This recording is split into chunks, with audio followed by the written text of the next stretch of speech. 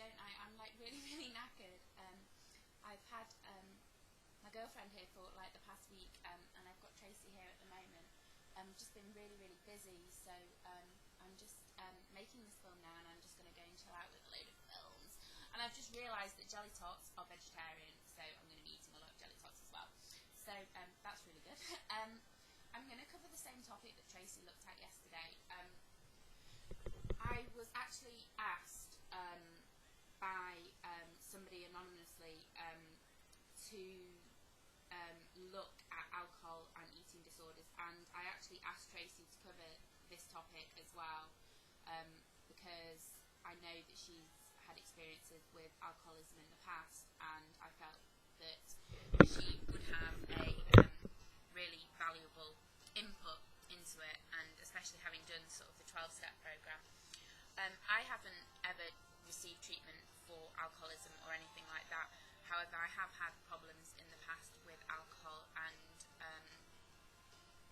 I do still drink now, and I guess I go through periods now of heavier drinking and not drinking. I tend to not be as black and white as I used to be with it, and I do like to drink, and you know, in all honesty, I'm you know, I think I'm okay with it at the moment, and I am honest, and I you know, Tracey's my best friend, and I do talk to her, and I've got a lot of good friends who've experienced problems with alcohol, and you know, that's kind of quite open for discussion with me, really, and I find that to be quite therapeutic.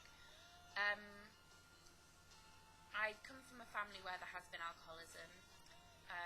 I'm also witness to somebody who's struggling with alcoholism at the moment, a close family friend. And I guess that for me gives me quite a lot of insight, and it kind of is helpful for me to be able to view my own behaviours and certainly sort of know what I don't want in terms of my drinking. I'm going to do what I always do when I look at alcohol, when I look at these topics, and just look at my own personal experience. Quite early into my anorexia, I began to struggle with alcohol. I drank very heavily through, especially my mid to late teens, quite severely actually, and I guess at that point it was difficult to know whether it was a problem, because it was what everybody kind of does at 17, and you know, it was that whole, you know, going out with my friends socially, getting drunk, and you know, sort of looking back in hindsight, it probably was somewhat detrimental to me and problematic, because of to the extent that I went to with my drinking.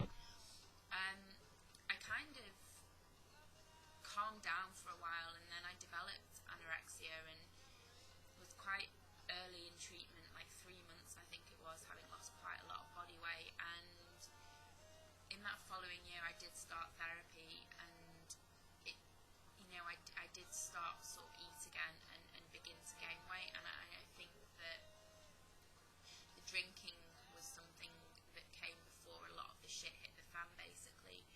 And you know, it became a real problem because it was dangerous. So to me, talking about this now, it hasn't been so much about how much I was drinking or how much I was consuming or how regularly I was consuming alcohol, which was very, you know, was a lot. I know the amounts to which I was drinking were huge. It was more the danger that put me in, and I guess thinking about eating disorders now and thinking about different ways of coping if you're trying to recover from an eating disorder, that was kind of what happened to me. It was like I was trying to deal with the eating disorder, and I used the drink to cope with changes in body weight, to cope with the food itself, and I was purging at that time as well. So what kind of ended up happening was the drinking and eating kind of came together. I was you know, to eat out with friends, and I wanted to show that I was doing okay. I would eat, and then the drinking would start to cope with that, and I ended up in this hideous cycle of purging and drinking and food, and I completely lost control, and I was out of control. I put myself in incredibly dangerous situations.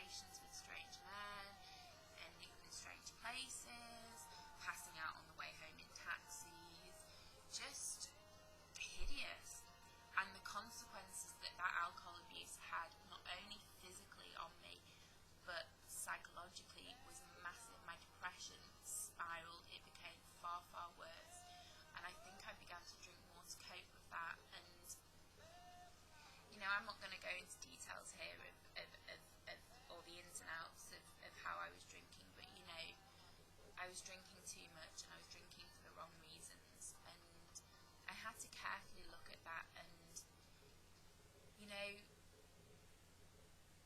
it was kind of rampant and completely off the scale, and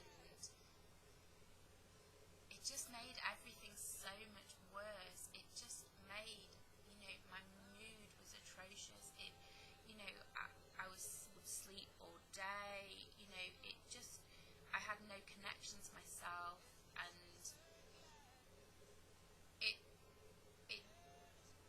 it was just so damaging, and I guess I've been in therapy for a long time, and I've continued with that therapy, and I guess my own understandings now are that if I'm drinking, I want to make sure I'm drinking, and I'm not trying to suppress something, or I'm not trying to make something go away, and I'm very, very aware of that.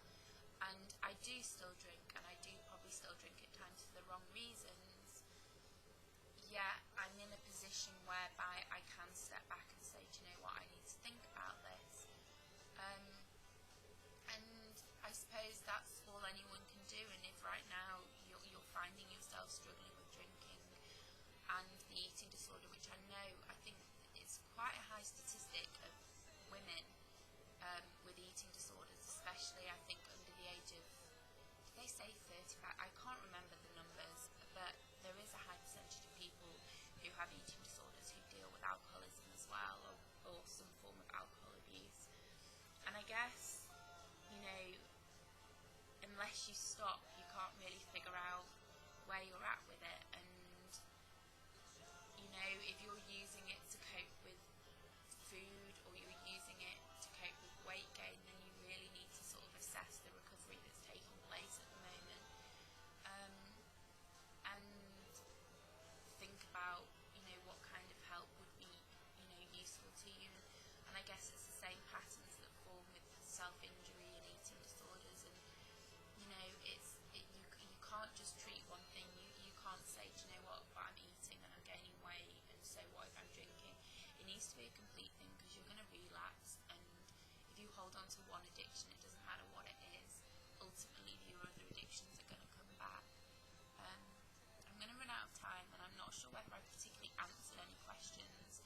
I wasn't asked a specific question. I guess I just kind of covered my personal experiences, and, you know, some of the effects that had on me, and, you know, and open the door to the fact that, yeah, I know a number of people struggle with this, and maybe just making this video, people can bring questions to the forum or to the collab, and just, you know, maybe ask more questions about it. I'm not going to talk about my treatment, because I haven't been treated technically for it. It's been part of my overall therapy, and I think that's the point I always come back to when I talk about these things, is it's about treating the whole person, you know, not just an eating disorder. It's about the person, it's about the other issues that are going on in that environment for them, and paying attention to those things. Okay guys, I'm going to go.